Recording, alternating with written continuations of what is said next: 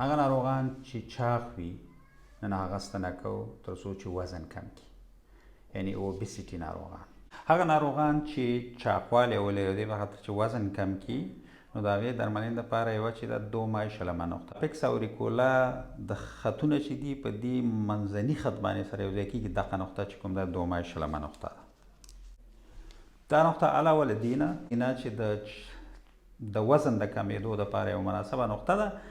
دا نقطه چې کومه ده د سردردۍ، د لوړ فشار او د هغه د عصبي رواني ناروغۍ درملنې دپاره هم یوه مناسبه نقطه ده. د غټ کولمو څلورمه نقطه. د غټ کولمو څلورمه نقطه چې کومه ده هغه د دې دوهم میتاکارپال په منځنۍ برخه کې یعنې د ابټاکټور عضله کې چې دی ځای کېږي. یعنې دا نقطه علاوه له دې نه چې دا یو انټیپایریټیک انالګیتیک نقطه ده، نو هم د وزن د کموالي یا خلک چې ډېر کم خوله کېږي یا ډېر خوله کېږي د هغې درملنې دپاره هم یوه مناسبه نقطه ده. د زړه اوومه نقطه ده. د زړه اوومه نقطه چې کومه ده هغه د دې لاس د باند په قط او د فلکسوه کارپي ولناریس راډیال اړخ ته چې کوم دی ځای لري چې هغه دا نقطه ده.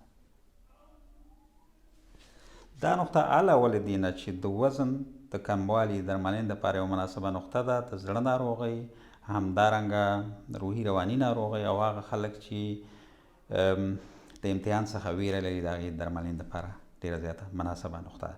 زړه د پردې شپږمه نقطه کوم چې لاس د باند قط څخه 2 کن پروکزیمال د فلکزوه کارپي راډیالیس او پالمارس لانګوس لیګامنټ ترمنځ چې دی ځای لري.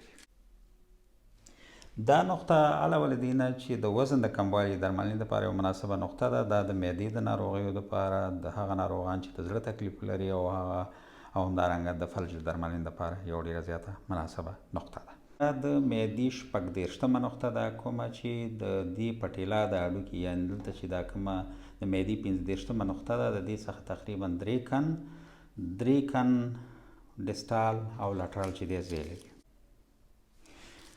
دا نقطه د معدې 14 نقطه ده. دا علاوه له دې نه چې د وزن د کموالي سبب کیږي، علاوه له دې نه د دې زنګون د دردونو دپاره انټیپایریټیک انالګیتیک نقطه ده او همدارنګه د بدن مقاومت چې دی لوړوي. زیګر درېیمه نقطه ده کومه چې د لومړي میتاتارسال او د دوم میتاتارسال په پروکزیمال زاویه کې چې دی ځای لري. دا نقطه علاوه د دې چې د وزن د کموالي دپاره ستنه کړو، دا نقطه چې کومه ده د ښځینه ناروغۍ، د وینې د لوړ فشار، همدارنګه روحي رواني ناروغۍ او د اپلیسي درملنې لپاره هم یوه مناسبه نقطه ده.